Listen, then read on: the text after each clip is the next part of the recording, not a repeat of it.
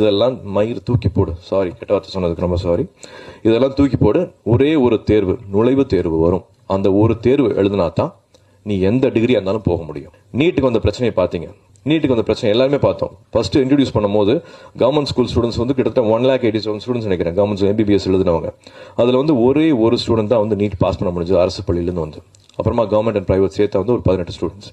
இப்போ இந்த வருஷம் அதிகபட்சமாக நல்ல அதிகமான மார்க்ஸ் வாங்கி பாஸ் பண்ண இந்த வருஷம் நீட் நம்ம கவர்மெண்ட் ஸ்கூல் ஸ்டூடெண்ட்ஸ் பார்த்தீங்கன்னா 60% போன வருஷம் +2 முடிச்சவங்க, அதுக்கு முந்தின வருஷம் +2 முடிச்சவங்க, மறுபடியும் ஒரு பிரைவேட் செக்டர் சேர்ந்து ஒரு கோச்சிங் சென்டர் சேர்ந்து நீட் எழுதி பாஸ் ஆயிருக்காங்க. இது சமூகத்தில் இருக்கிற சமநிலையை பாதிக்குது, கண்ணா பின்னான்னு பாதிக்குது. இப்போ நீட்டுக்கு மட்டுமே அப்படின்னா மற்ற எல்லா கோர்ஸுக்கும் இது வரப்போகுது. அப்போ கற்பித்தல் இல்லை, கற்பித்தல் மாதிரி அது அப்படியே மாறி கோச்சிங் சென்டர்ஸாக மாறப்போகுது.